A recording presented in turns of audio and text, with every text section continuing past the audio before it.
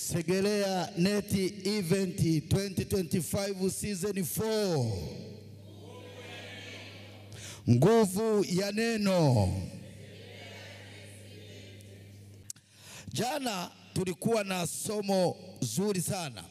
Jana tulikuwa na somo ambalo lilikuwa linasema mambo ambayo Mungu anayaangalia sana. Tukaona ya kwamba si kwamba mengine Mungu hayaangalii, lakini nikakwambia kwamba toka na hilo neno sana. Mambo yote Mungu anayaangalia, lakini yapo mambo ambayo yanapoguswa tu Mungu anachukua hatua muda huo huo. Yanapoguswa Mungu asubiri, anachukua hatua. Na tukaona ya kwamba jambo la kwanza ambalo Mungu analiangalia ni wale watu ambao aliwakomboa kwa damu yake. Haleluya. Wale watu ambao Mungu amewakomboa kwa damu ya thamani, damu ya Yesu Kristo ikamwagika, wakakombolewa. Hao Mungu anawaangalia na anasema anayewagusa hao, anayewashambulia hao, anayewadhulumu hao, anayewanyanyasa hao, anayewatesa hao, anasema anakuwa amegusa mboni la jicho yake yeye mwenyewe. Nini tunachokiona hapa? Tunachokiona ni uthamani wa mwanadamu mbele za Mungu. Hiki ndicho tunachokiona hapa. Wakati fulani shetani anakuambia wewe, kwa kuwa sasa umetenda dhambi, kwa kuwa sasa umekuwa mlevi, kwa kuwa sasa umeanguka, hauna thamani tena mbele za Mungu.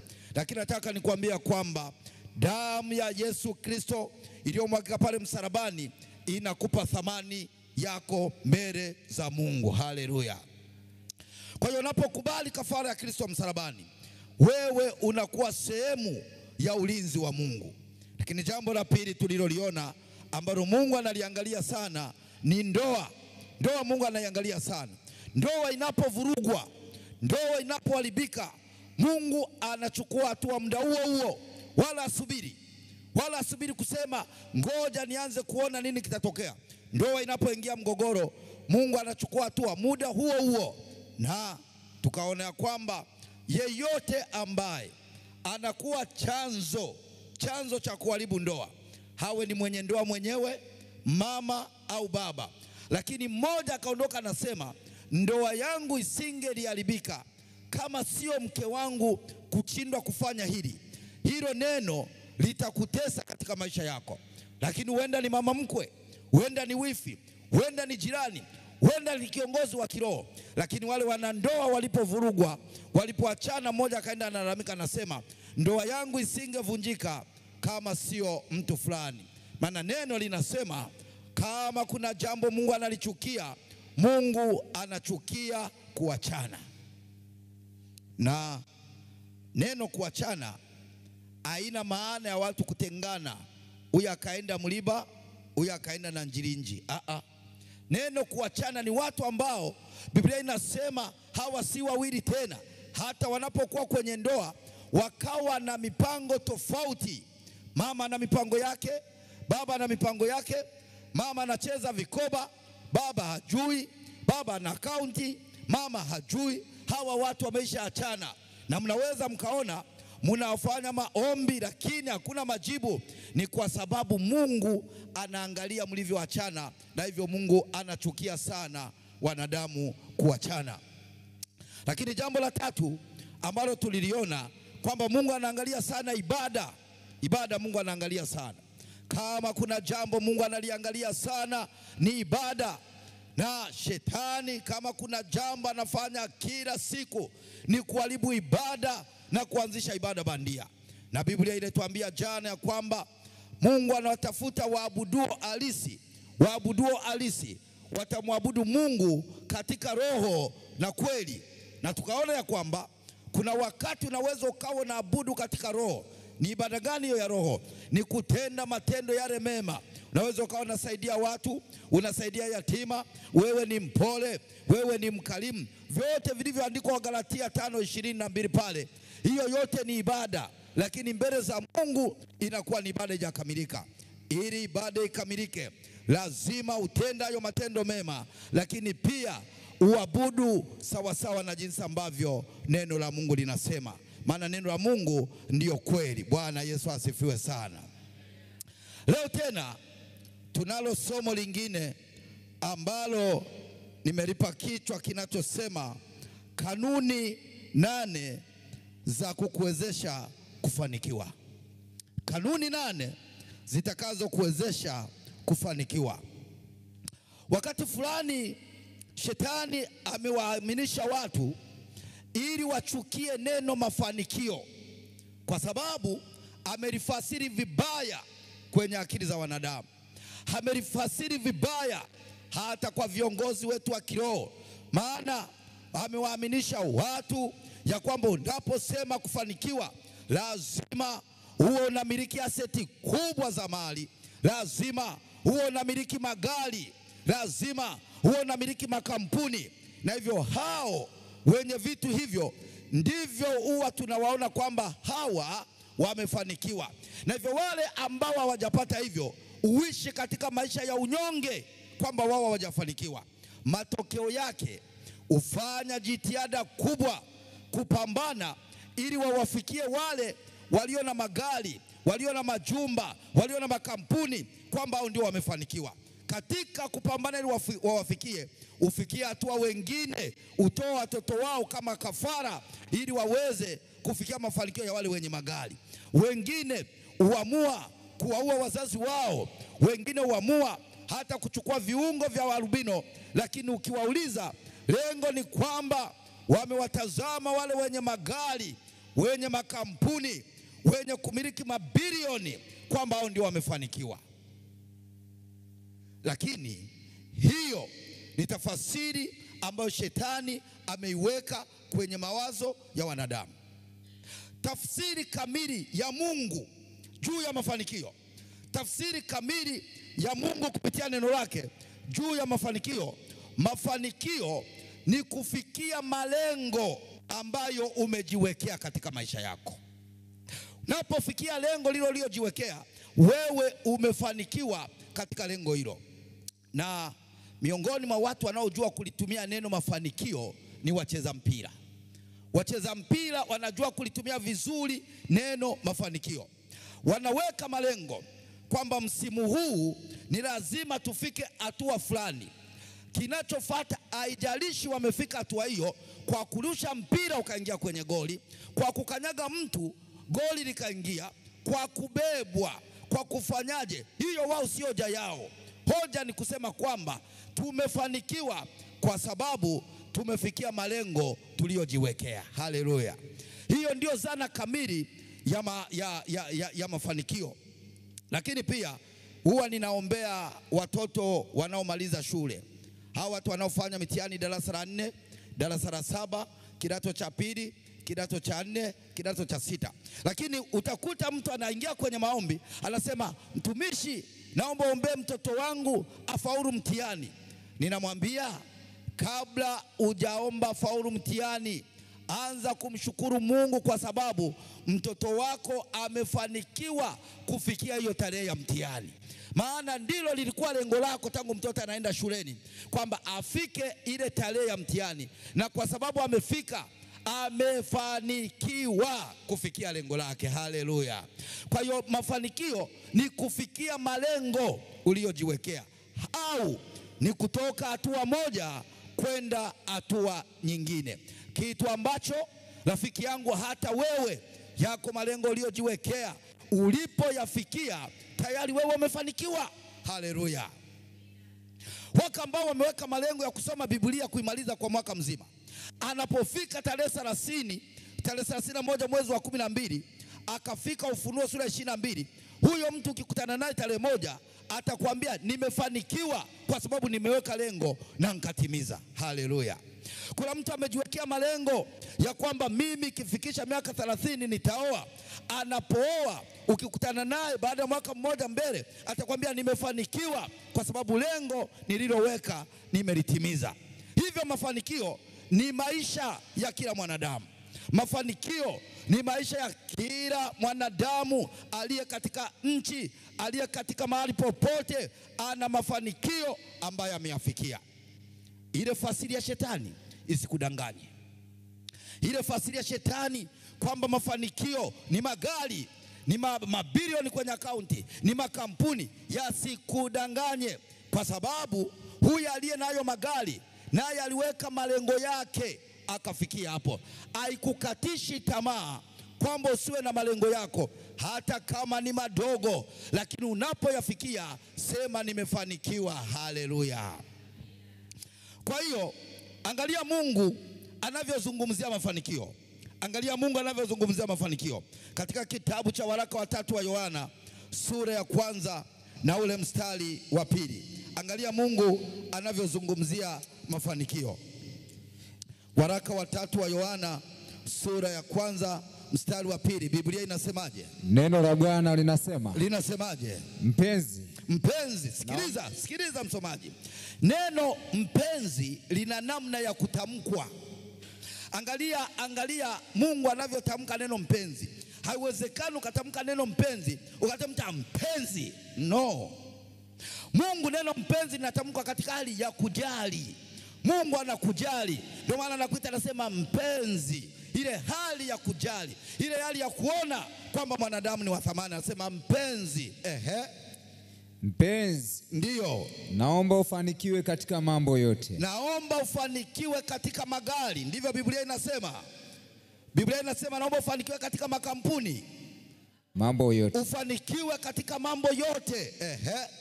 Na kuwa na afya yako. Na kuwa na afya yako. Kama vile roho yako ifanikiwavyo. Kama vile roho yako ifanikiwavyo. Kwa mujibu wa neno hilo, kuna mahusiano ya hali yako ya kiroho na maisha yako ya nje tunayoyaona. Haleluya. Kwa sababu unasema unapofanikiwa kiroho, na hilo somo liko mbele kwamba unapokuwa unapiga hatua moja ya kiroho, ndivyo hata maisha yako ya kila siku yanavyopaswa kupiga hatua. Ikiwa utakuwa unapiga hatua ya kiroho lakini katika maisha unarudi nyuma, ikiwa unapiga hatua kiroho lakini katika uchumi unarudi nyuma, ikiwa unapiga hatua kiroho lakini katika kazi unarudi nyuma, lazima lipo tatizo ambalo neno la Mungu litakuja kutuambia. Kwa nasema kadri unavyofanikiwa kiroho, ndivyo anavyopenda afya yako ifanikiwe, ndivyo anavyopenda malengo yako yatimie, ndivyo anavyopenda mipango yako iende, ndivyo anavyopenda kila lengo uliloliweka liweze kufikiwa. Bwana Yesu asifiwe sana. Hayo ndio mafanikio. Kwa hiyo sasa utayapataje? Hilo ndilo swali ambalo unajiuliza. Utayapataje hayo mafanikio? Zipo kanuni 8 hapa ambazo ukizifuata utafikia mafanikio. Ukizifuata. Na kuna watu hawaamini kwamba neno la Mungu lina siri ya mafanikio yao. Kuna watu hawaamini kwamba neno la Mungu halina siri ya mafanikio yao. Jioni ya leo nataka nikwambie siri ya mafanikio yako ya mambo yote ipo katika neno la Mungu. Kanuni namba 1, ukitaka kufanikiwa, jambo la kwanza, stawisha hali yako ya ukarimu. Ukitaka kufanikiwa, stawisha hali yako ya ukarimu. Wote ambao wanataka mafanikio, hakikisha unakuwa mkarimu. Ukarimu, kuwa mkarimu kwa Mungu, lakini pia kuwa mkarimu kwa wanadamu wenzako. Kuwa mkarimu kwa wale ambao umewazidi katika kile ulicho nacho, wale ambao ukijitazama wenzako hawana kitu hicho, kuwa mkarimu kwao. Na pia hapa naomba niweke mkazo kidogo kwamba tunapozungumzia ukarimu, wako watu wanaofikiria ukarimu ni kutoa vitu kwa ajili ya kuwapa wengine. Ndio, ni jambo jema, lakini ukarimu mzuri ni ile kuumia wakati wewe unamwabudu Mungu, jamaa yako anapotea. Wakati wewe uko kwenye nyumba ya ibada, wako watu ambao wanapotea, wako kwenye ulevi, wako kwenye uvutaji wa bangi, na hata siku moja hauchukui hatua kuomba kwa ajili yao, hauchukui hatua kwenda kuwatembelea, hauchukui hatua kwenda kuwaonyesha upendo wa Mungu, hauchukui hatua kuwahurumia. Unapofanya hivyo, kupiga hatua kwenda kuwaona wale ambao wako kwenye majanga ya uraibu wa pombe, wako kwenye matatizo mbalimbali, huo unaitwa ni ukarimu, pamoja na ule wa kujali wengine. Bwana Yesu asifiwe sana.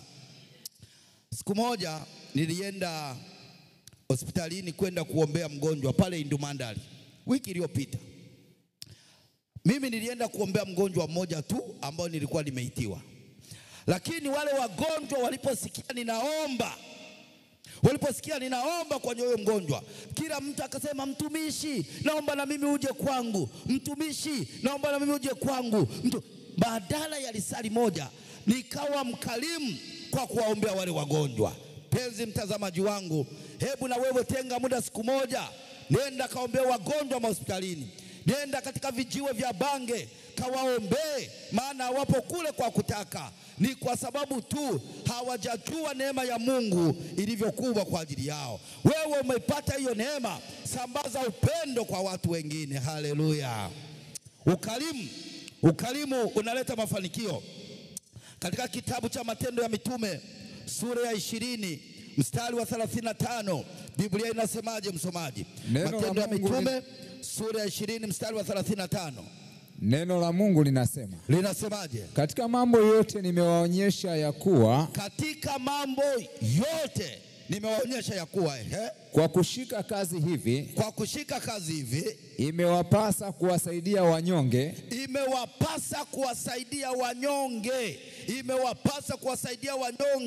Wapo watu ambao ni wanyonge, hawana nguvu.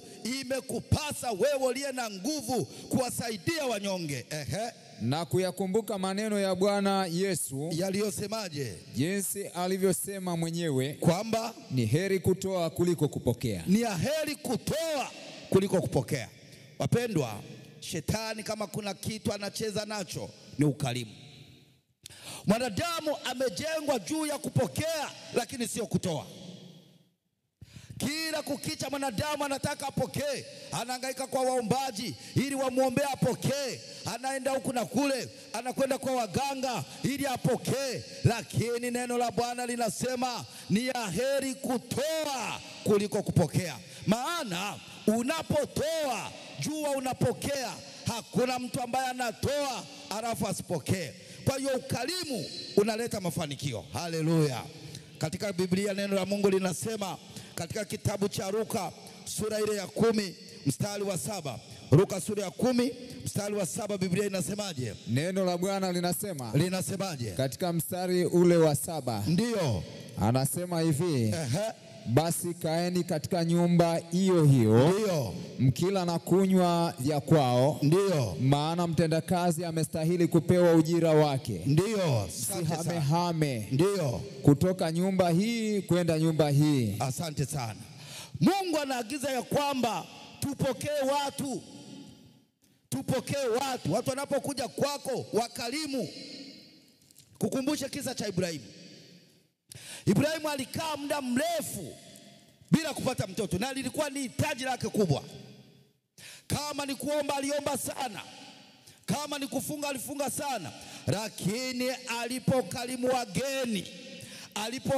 wageni siku hiyo hiyo akaingia hasara kwa ukarimu, akatoa ndama akachinja. Tendo hilo lilifungua mateka ya Ibrahimu. Ibrahimu akatangaziwa kupata mtoto. Haleluya. Ukarimu unaleta mafanikio. Ibrahimu aliyelia miaka mingi, Ibrahimu aliyehangaika huku na kule, Ibrahimu aliyekata tamaa, Ibrahimu aliyekosa matumaini juu ya kukosa mtoto, lakini alipofanya ukarimu, akakarimu wageni, wakati huo wala kujua kama ni wa malaika wa Bwana, yeye alifanya ukarimu, maana ilikuwa ni tabia yake. Kupitia kukarimu wageni, malaika wakamtia Ibrahimu kupata mtoto. Ukarimu unalipa. Kitabu cha Waibrania sura ya 13 mstari ule wa 2. Waibrania sura ya 13 mstari ule wa 2. Neno la Bwana linasemaje? Msisahau kuwafadhili wageni. Kwa maana kwa njia hii wengine waliwakaribisha malaika pasipo kujua. Haleluya. Unajua miongoni mwa waliokaribisha malaika pasipo kujua ni nani? Ni Ibrahimu. Ibrahimu alikaribisha malaika pasipo kujua. Kuna wakati mtu anaweza akaja kwako, uende ukadharau alivyovaa, uende ukadharau anavyoonekana, uende ukadharau jinsi alivyo, lakini aweza kuwa malaika. Usimbague, wewe mkaribishe. Kama anataka chakula mpe, kama anataka chochote ambacho kiko ndani ya uwezo wako. Kwa kufanya hivyo haumnufaishi yeye, haumpi faida yeye, bali kwa kutenda hivyo kwa mujibu wa neno la Mungu, unapelekewa wewe uliyefanya hivyo kukaribia mafanikio ya malengo yako. Haleluya. Kanuni ya pili, ukitaka kufanikiwa, samehe kwa hiari yako mwenyewe. Haleluya. Msamaha. Kama kuna jambo linaleta mafanikio katika maisha, ni msamaha. Watu wako makazini walisababishwa kufukuzwa kazi, lakini mpaka leo wanazunguka kwa sababu anatembea rohoni mwake na yule aliyesababisha akafukuzwa kazi. Ili upate kupata kazi nyingine, msamehe yule. Yawezekana Mungu alimtumia huyo ili wewe utoke pale uende mahali ambapo baraka zako zimekusubiri. Wewe unamtazama yeye kwamba huyo alisababisha nikafukuzwa kazi, huyo alisababisha mimi nikaondoka hapa, lakini kuna uwezekano Mungu alimtumia haweze kukua chanzo wewe ufukuzwe kazi, lakini baada ya hapo pale unapokwenda ndipo yalipo mafanikio yako. Haleluya. Sikiliza binti, nikwambie, yuko mtu alisababisha uchumba wako ukafa. Yupo alisababisha uchumba wako ukafa, na hata leo au msalimii. Kila ukimwona unasema huyu ndiye alisababisha uchumba wangu, lakini wenda Mungu alimtumia wewe. Msamehe. Unaposamehe unafungulia mafanikio, unafungulia kuinuka, kufanikiwa kiroho, kufanikiwa kiuchumi, kufanikiwa kimaendeleo. Hakuwezi kutokea kama huwezi kusamehe kwa hiari yako. Na kwa nini tunasema kwa hiari yako? Wako ambao wanasamehe lakini mpaka waende kwenye mabaraza, mpaka washinikizwe, mpaka washauriwe, mpaka watishiwe, mpaka wasomewe mafungu ya Biblia, ndipo aseme kwa fungu hilo huyu mtu ninamsamehe. Hii haitakusaidia rafiki yangu. Samehe kwa hiari yako. Wenda mjioni ya leo kuna mtu amekukosea, unatembea naye moyoni.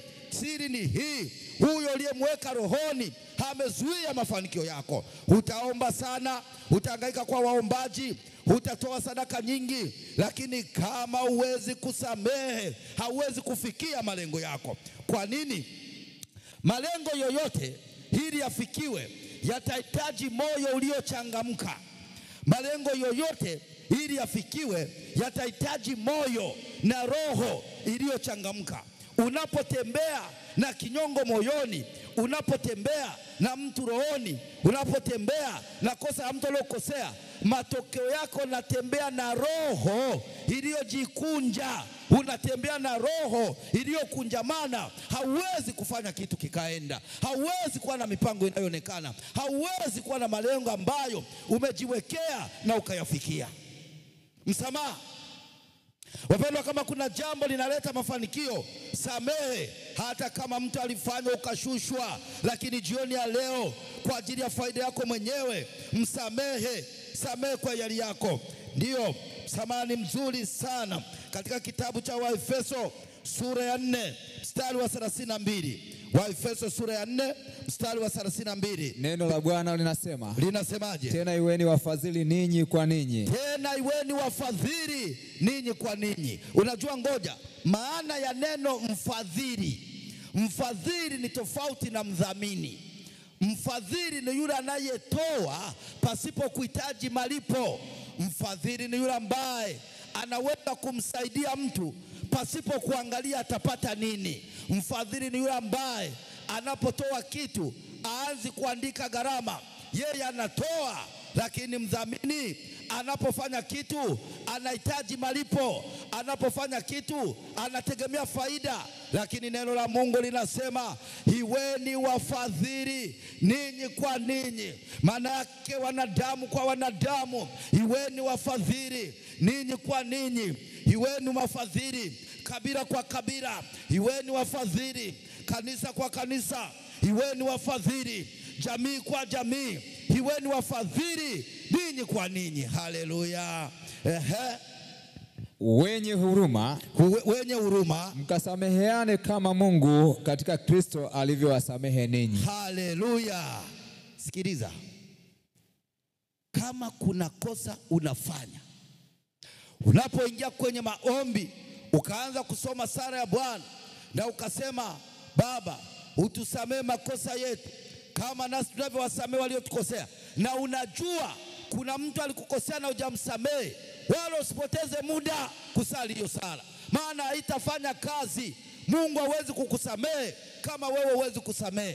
Mungu hawezi kukusamee kama huwezi kusamee, au ukisamee kwa kuhesabu makosa, kwamba kuna kosa la kusamee na kuna lisilofaa kusamee. Kuna kosa la kusamee, hili hapana. Nazungumza na mzazi ambaye ametumia ada kubwa kusomesha mtoto, lakini bahati mbaya amekuja kusikia taarifa ile pesa alikuwa anatuma ya ada ndiye ameichukua kuchukua binti wa mtu na wanaishi mahali fulani. Nataka nikwambie mzazi, ili uweze kufanikiwa, msamee. Nazungumza na mzazi ambaye ametumia gharama kubwa kumsomesha binti nje ya nchi, lakini matokeo yake amerudi na mimba. Msamee ili uweze kufanikiwa. Haleluya. Samee, ndio. Msamaha huleta mafanikio. Katika kitabu cha Wakolosai sura ile ya 3 mstari wa 12. Wakolosai sura ya 3 mstari wa 12, Biblia inasemaje msomaji? Wakolosai sura ile ya 3 mstari wa 12, Biblia inasemaje? Neno la Bwana linasemaje? Basi kwa kuwa mmekuwa wateule wa Mungu. Kwa kuwa sasa mmekuwa wateule wa Mungu, watakatifu wapendwao. Jivikeni moyo wa rehema. Haleluya. Utu wema. Unyenyekevu. Upole. Uvumilivu. Asante sana. Jivikeni moyo wa rehema. Wapendwa, moyo wa rehema umeenda wapi kwa wanadamu? Wanadamu wana rehema. Mtu anaweza akamsingizia mtu, akahakikisha amekwenda gerezani na akaendelea kutembea mtaani hana shida. Akahakikisha mtu ametelekeza familia yake, amekimbia mji kwa sababu tu alikuwa anamdai, ametelekeza watoto pale, amehama nchi. Lakini wenye moyo wa rehema, hata kama mtu amekudhulumu, ili ufanikiwe, samehe. Haleluya. Wako wengine wanasamehe ndio, lakini ukiangalia njia wanazotumia kusamehe zinatia mashaka. Kwa mfano, mimi niko hapa, alafu siku naondoka, ndipo ninawaambia jamani, mlionikosea nimewasamehe, wakati najua ninaondoka na sitaonekana tena. Mungu hataki hivyo. Mungu anataka usamehe, mtu uendelee kumuona.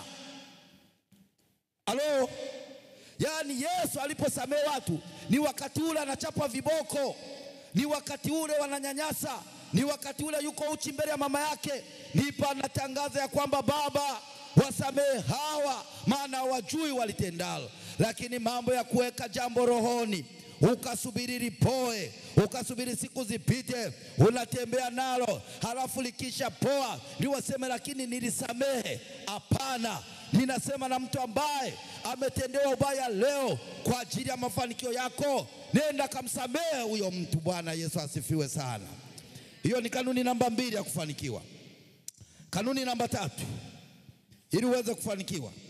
Kanuni namba 3, ishi kulingana na viwango vya Mungu. Haleluya. Jamani, kuishi sawa na viwango vya Mungu kunaleta mafanikio.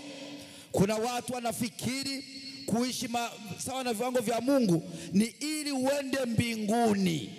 Kuishi viwango vya Mungu, hakuna mafanikio hapa duniani. Hakuna chochote kinachoweza kubadilika katika maisha kwa kuishi sawa na viwango vya Mungu.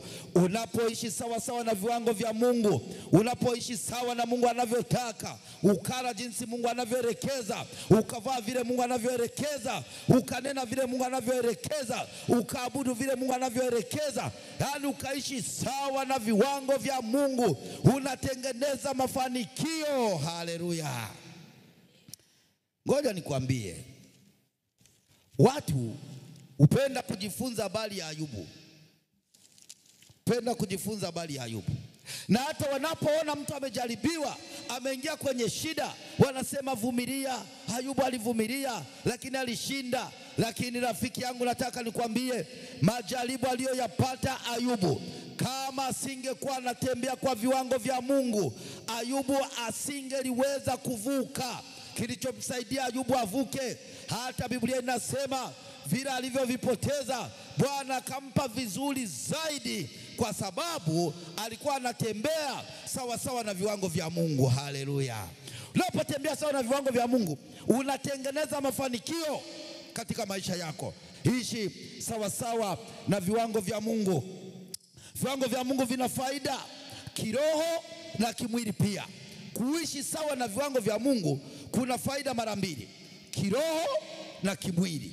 Sasa tumesema tunapokuwa tunaanza mafanikio ya rohoni, matokeo yake yanaonekana nje. Kitabu cha Wakorinto wa pili sura ile ya 7 mstari ni wa kwanza. Wakorinto sura ya pili, Wakorinto wa pili sura ya 7 mstari wa kwanza. Neno la Bwana linasemaje? Basi wapenzi wangu, kwa kuwa tuna ahadi hizo, kwa kuwa tunazo ahadi hizo, tujitakase nafsi zetu na uchafu wote wa mwili na roho. Asante sana.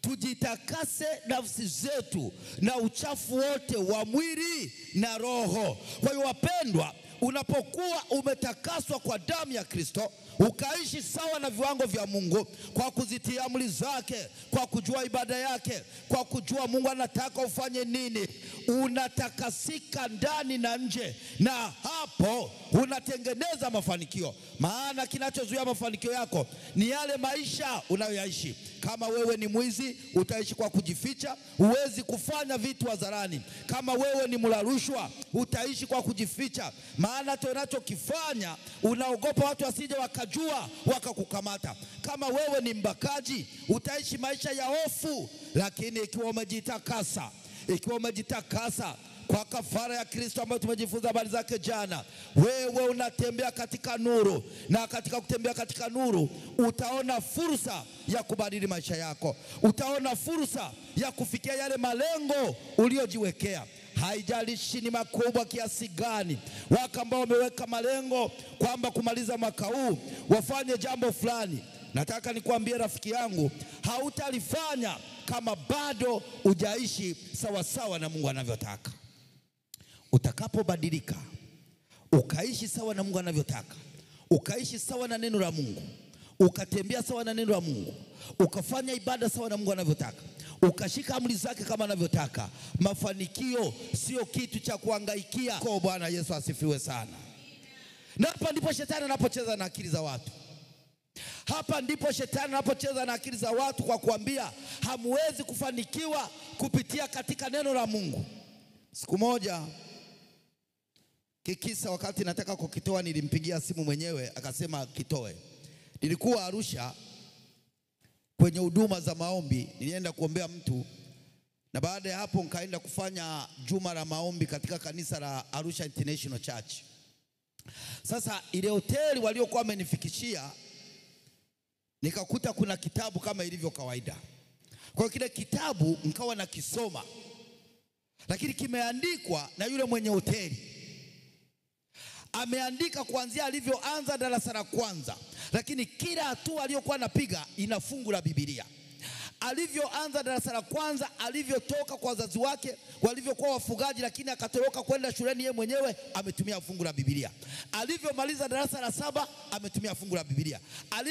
Alivyoanza kuweka malengo, anasema aliweka malengo kwa kitabu kile, aliweka malengo kwamba siku moja afanye kitu ambacho kama ni mtaa kiwe cha kwanza, kama ni taifa kiwe cha kwanza, kama popote kitakapoingia kwenye ushindani kiwe cha kwanza. Akatumia fungu la Biblia. Unajua ana filter ya kuchuja maji, inaitwa, wale ambao umeenda Arusha ukanywa maji yameandikwa nano filter. Kiwanda chake, ile filter yake imeshika namba 1 katika Afrika. Lakini ametumia nini? Mafanikio yake, malengo yake yamekuja kupitia nini? Aliamua kuishi sawa sawa na viwango vya Mungu. Nilipoona vile ikabidi nimtafute. Nikamtafuta, nikawaambia wale wahudumu, nikamwambia mwenye hoteli hii akija mwambie hapa kwako amepanga mchungaji na anaomba kukuona. Akaambia hapa kuna mchungaji, anaomba kukuona. Akasema basi haja nione. Nikaenda nikakaa naye, nikazungumza na akaniambia mimi habari ya kusali, habari ya kwenda kanisani sio iliyonifanya nifikie hapa. Mimi nimefika hapa kabla hata sijaenda kanisa lolote, lakini nilisoma Biblia nikajua siri ya mafanikio yangu ipo kwenye kuishi sawa sawa na viwango vya Mungu. Akasema mimi nimeanza kushika amri za Mungu kabla hata sina dhehebu lolote. Mimi nimeanza kujua dhambi mbaya, sina dhehebu lolote. Na sikufanya hivyo ili niende mbinguni. Nilikuwa natafuta kufikia malengo yangu niliyojiwekea. Bwana Yesu asifiwe sana. Wapendwa, kuishi sawa sawa na viwango vya Mungu vinakufanikisha katika maisha yako. Ishi sawa sawa na viwango vya Mungu. Wakolosai sura ya 3 mstari ule wa 5. Wakolosai sura ile ya 3 mstari wa 5. Wakolosai sura ya 3 mstari wa 5, msomaji wangu. Neno la Bwana linasema, linasemaje? Basi vifisheni viungo vyenu vilivyo katika nchi uasherati. Vivusheni viungo vyenu vilivyo katika nchi. Soma vizuri.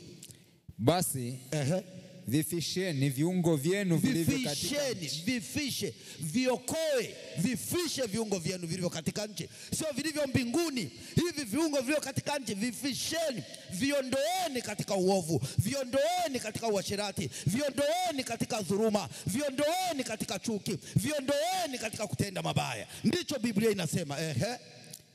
Anasema ndio. Uchafu, tamaa mbaya, mawazo mabaya na kutamani ndiyo ibada ya sanamu. Hiyo ndiyo ibada ya sanamu. Kwa hiyo kuishi sawa na viwango vya Mungu ni kuishi kinyume na hayo. Unapoishi maisha ya kutamani, huwezi kufikia malengo yako. Matokeo yake utaishi sawa na alivyofanikiwa yule mwenye magari. Utaenda kuua mtoto, utaenda kuchukua viungo vya rubino, utaenda kwa waganga, utaenda kwa watu, utaambiwa maombi ya kufanikiwa lazima utoe laki. Utatoa laki ili upate mafanikio kwa kutamani tu, kwa kutamani. Lakini ukiishi sawa sawa na viwango vya Mungu, hautatamani kitu cha mtu. Utafanya kazi, utafanya kile ambacho Mungu ana uwezo nacho, lakini ikiwa unamtegemea Mungu, unaishi sawa na Mungu anavyotaka, utafikia malengo yako. Bwana Yesu asifiwe sana.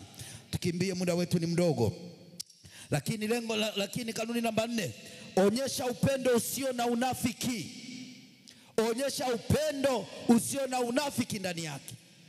Kama kuna jambo wanadamu litatupeleka mbali, kama kuna jambo wanadamu limetukosesha mafanikio, ni kuishi na upendo wenye unafiki ndani yake. Nini maana yake ya kuwa na upendo wenye unafiki?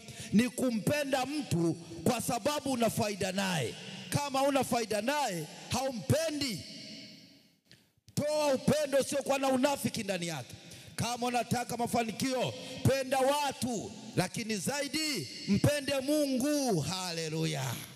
Pende Mungu, penda maisha yake. Bahati mbaya watu wanapenda vitu vya Mungu, lakini mwenye vitu hawampendi. Jioni ya leo anza kumpenda Mungu. Unajua ukimpenda Mungu utaishi sawa na anavyotaka. Ukimpenda Mungu utasikilia anasemaje. Ukimpenda Mungu utatia anavyotaka. Lakini kwa sababu watu wana upendo wa unafiki, hata wamefika hatua tuna unafiki mbele za Mungu. Maana tunamhitaji Mungu kwa sababu kuna mambo tunapata mazuri. Ikitokea misiba imetokea, changamoto zimetokea, tumefukuzwa kazi, tumekaa kwenye ndoa bila mtoto, Mungu hana thamani tena maishani mwetu. Anakuwa sio Mungu. Tunahitaji Mungu anayeleta vitu.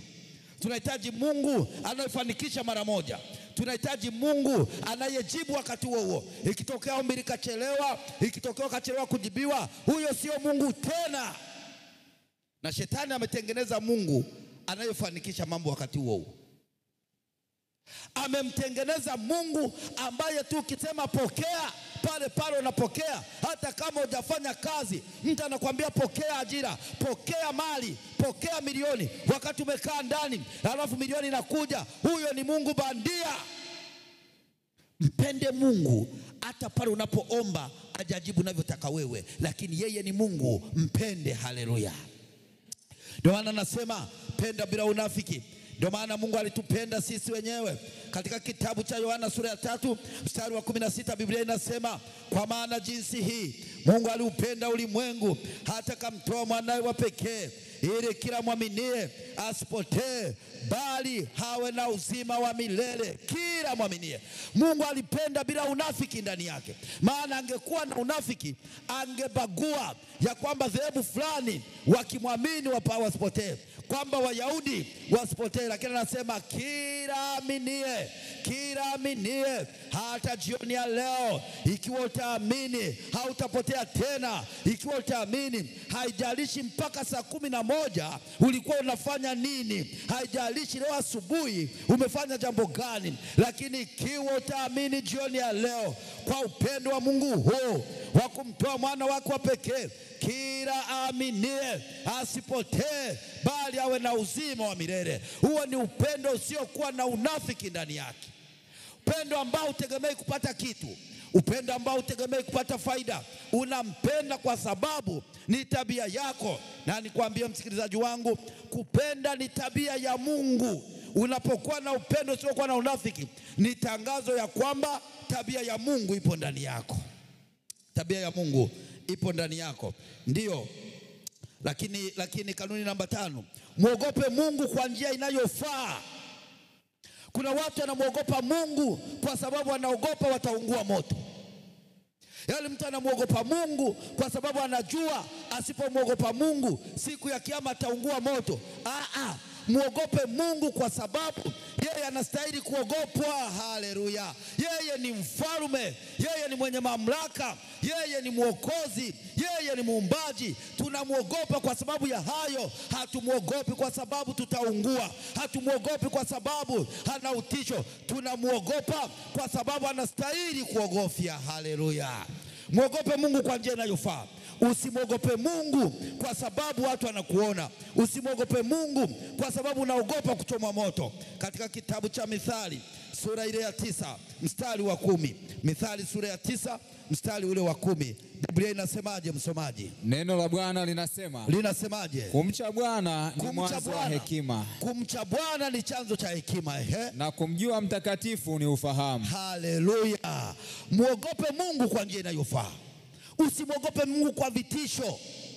Ndio maana utakuta hata wakati mwingine katika nyumba za ibada mbalimbali, mtu anasimama anawatisha watu, anawaambia sikiliza, mtu alitakiwa kutoa sadaka lakini hakutoa, tukahubiri hakutoa, alafu alipotoka pale akaenda akagongwa na gari. Toa usije ukagongwa na gari. Unashangaa mtu anatoa, anasema ngoja nitoe na mimi nisije nikagongwa na gari. Mungu sio katili namna hiyo.